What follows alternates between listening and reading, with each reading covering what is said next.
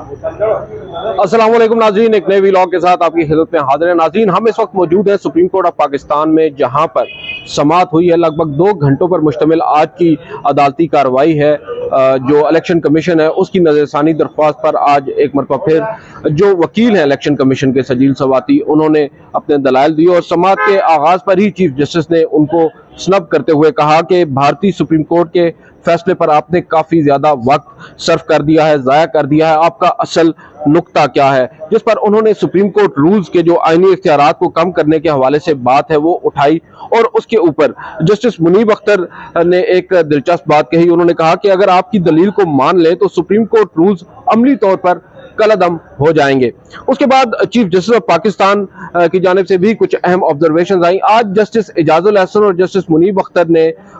जो आप कह सकते हैं काफी सख्त और चुपते हुए सवाल रखे इलेक्शन कमीशन के वकील के सामने, और नजर यही आ रहा था कि इलेक्शन कमीशन के वकील भी आज ट्रैप होते नजर आ रहे हैं। एक दो जगहों पर उन्होंने काफी ही लूज किस्म के आर्ग्यूमेंट्स दिए और जिससे नजर यही आ रहा था और अक्सर लोग ये बात कर रहे थे कि शायद इलेक्शन कमीशन के वकील अपना केस खुद ही खराब कर रहे हैं। चीफ जस्टिस ने उनको कहा कि आप हवा में तीर चलाते रहेंगे तो हम आसमान की तरफ ही देखते रहेंगे। यहाँ पर जो इलेक्शन कमीशन के वकील हैं उन्होंने कहा कि इंतखाबात के लिए निगरान हुकूमत जरूरी है, जिस पर जस्टिस एजाजुल हसन ने कहा कि अगर सूबाई असेंबली 6 माह में तहलील हो जाए तो क्या 4.5 साल तक निगरान हुकूमत रहेगी? 4.5 साल कौमी असेंबली की तहलील का इंतजार किया जाएगा, ये कहना था जस्टिस एजाजुल हसन का। चीफ जस्टिस ऑफ पाकिस्तान ने कहा कि आइन में कैसे मुमकिन है कि मुंतखब हुकूमत 6 माह और निगरान हुकूमत 4.5 साल तक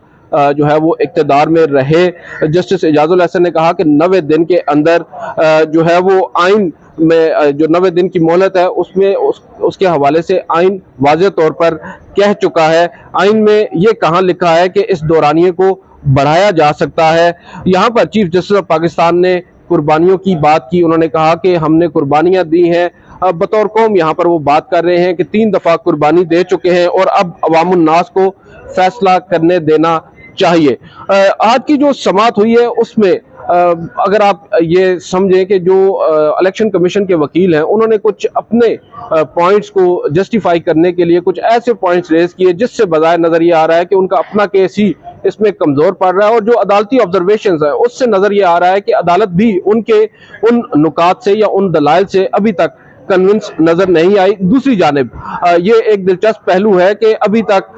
जो नज़रसानी दरख्वास्त जिसको चीफ जस्टिस पहले इशारों किनारों में कह चुके हैं कि ये खारिज हो सकती है, 2 मिनट का ये केस है, बावजूद इसके आज चौथी समाअत है और मुसलसल इस पर समाअतें हो रही हैं और अब फिर इलेक्शन कमीशन के वकील को कल तक की मोहलत यानी सोमवार तक की मोहलत दी गई है कि वो दोबारा से इसके ऊपर जो अपने आर्ग्यूमेंट्स हैं उनको रिज्यूम करें। यहाँ पर चीफ जस्टिस ने एक बड़ी दिलचस्प लाइन कही। उन्होंने कहा कि वी कांट फॉरसेक कॉन्स्टिट्यूशन, और दूसरी जानिब उन्होंने इलेक्शन कमीशन को यहाँ पर यह भी कहा कि इलेक्शन कमीशन एक आईनी इदारा अगर खुद को समझता है तो उसको अपनी अथॉरिटी भी असर्ट कराना होगी। अगर वजारत खजाना उसको फंड्स जारी नहीं करती तो वजारत खजाना से कहना होगा कि हमें फंड्स जारी किए जाएं, और साथ साथ चीफ जस्टिस ने कहा कि आपको अपना जो बिहेवियर है उसको एग्रेसिव करना होगा। गुज़िश्ता रोज चीफ जस्टिस ने कहा कि मैंने अखबार में पढ़ा कि 20 अरब रुपए जो हैं वो मुख्तस किए गए हैं जो सप्लीमेंट्री ग्रांट के जरिए MNAs को दिए गए हैं, और यहाँ पर उन्होंने फिर इस बात की वजाहत कही कि ये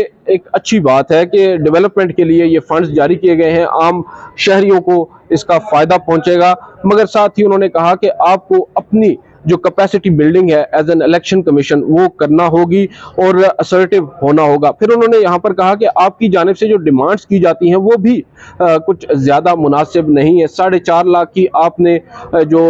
सिक्योरिटी फोर्स है वो मांगी, जबकि 4.5 लाख तो पूरी फौज बनती है जो इस वक्त ऑपरेशनल है, तो आपको भी अपनी जो डिमांड्स हैं उन पर नजरसानी करना होगी। चीफ जस्टिस ने आर्मी के हवाले से भी कहा कि आर्मी जो है उसकी जो प्रेजेंस होती है उसकी सिंबॉलिक एक इम्पोर्टेंस होती है, अलामती उसकी एक अहमियत होती है, और एक आदमी ही आर्मी का किसी एक जगह पर वो काफ़ी होता है। और मेरा खुद तजुर्बा है, मुख्तलिफ जो चौकियाँ आर्मी की लगी होती हैं, मैं जब लाहौर में वहाँ से गुजरता हूँ तो वो लोग बड़े ही अदब से बात करते हैं, तमीज़ के दायरे में रहकर बात करते हैं और रूड नहीं होते। और दूसरी जानिब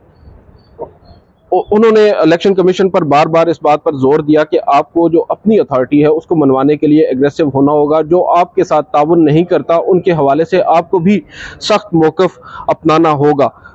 इसके बाद चीफ जस्टिस ऑफ पाकिस्तान ने मुख्तलिफ और भी ऑब्जर्वेशंस दी और बज़ाहिर अब नज़र यही आ रहा है कि जो 9 मई के वाक़यात हैं, जिसके ऊपर बार बार इसरार कर रहे हैं इलेक्शन कमीशन के वकील के 9 मई के जो वाक़यात हैं उनकी सिग्निफिकेंस काफ़ी ज़्यादा, और उसके बाद अब हालात बदल गए हैं क्योंकि 8 अक्टूबर की बात भी हुई कि क्या 8 अक्टूबर को इंतखाबात हो जाएंगे, जिस पर इलेक्शन कमीशन के वकील फिर एक दफ़ा कन्फ्यूज़ हुए। उन्होंने कहा कि मैं अपने क्लाइंट्स यानी इलेक्शन कमीशन से बात करके आपको बता सकता हूँ, और यहाँ पर उन्होंने फिर 9 मई का जो वाक़या है उसका जिक्र किया, और उन्होंने आज कम से कम 5 मरतबा दौरान समाअत 9 मई के वाक़यात का जिक्र किया। तो चीफ जस्टिस बिलाखिर बोल पड़े। उन्होंने कहा कि 9 मई का जो वाक़या है वो बेशक नुमाया है, सिग्निफिकेंट है, और उसके हवाले से कुछ ना कुछ होना भी चाहिए, something need to be done. और यहाँ पर उन्होंने एक बात कही कि जो इलेक्शन कमीशन है उसको मुख्तलिफ उसके सामने पॉइंट्स हैं जिसको उसने एड्रेस करना है। एक बड़ा ही अहम पॉइंट है कि अभी तक कोई वाज़े इंडिकेशन इलेक्शन कमीशन की जानिब से नहीं मिल रही कि क्या इलेक्शन कमीशन इंतखाबात में इल्तिवा को टॉलरेट करता है या नहीं करता। और दूसरी जानिब उन्होंने यहाँ पर डस्का का वो जो है वो भी जिक्र किया है। डस्का का केस आपको याद होगा, जहाँ पर चीफ जस्टिस ने कहा कि जो एक्स नंबर ऑफ जो प्रिजाइडिंग अफसरान है वो गायब हो गए थे। और यहाँ पर उन्होंने एक और बात कही चीफ जस्टिस ने कि पोस्टपोनमेंट या इल्तिवा की बात तो कोई नहीं कर रहा, मगर उस जानिब आ भी नहीं रहा, और इंतखाबात के हवाले से कोई ठोस अभी तक तारीख सामने नहीं आ रही। और हमने अभी तक आप देख सकते हैं कि तकरीबन 1 माह और 10 रोज़ जो है हम एक्सीड कर चुके हैं जो लिमिट बनती है इंतखाबात की, जो आप कह सकते हैं कि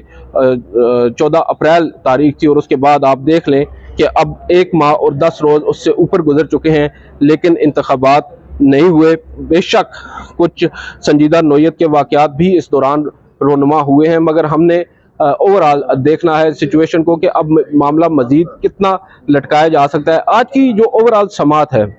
जो चीफ जस्टिस की सरबराही में 3 रुकनी खसूसी बेंच है, इसने बारहा इस बात पर इसरार किया है कि आइन भी है और आइन पर अमल दरामद भी करना होगा। अब इलेक्शन कमीशन जो है अभी तक तो अदालत को कन्विंस नहीं कर पाया कि किस तरह वो जो आइन है या आइन की जो जुरिस्डिक्शन है उसको इन्वोक करेगा और इंतखाबात का जो इनेकाद है वो यकीनी बनाएगा। एक जो बड़ी ही आप कह सकते हैं कि शॉर्ट और लूज बॉल खेली आज इलेक्शन कमीशन ने, जो ये कहा कि अगर 6 माह के अंदर असम्बली को तहलील कर दिया जाता है किसी सूबाई असम्बली को, तो 4.5 साल तक भी इंतखाबात नहीं होंगे, यानी 4.5 साल भी जो वो निगरान हुकूमत है वही अपना काम जारी रखेगी। अब ये इशारा उन्होंने किस जानिब किया है ये भी बड़ी दिलचस्प बात है, मगर दूसरी जानिब जो ये point election commission as a constitutional body जिसका काम है इंतखाबात का इनेकाद यकीनी बनाना, और उसके ऊपर फ़र्ज़ है, जस्टिस मुनीब अख्तर ने कहा कि आपके ऊपर इंतखाबात का इनेकाद कराना फ़र्ज़ है, आपका ये चॉइस नहीं है। तो इस पर अब इलेक्शन कमीशन मामले को आगे कैसे लेकर चलता है और मंडे को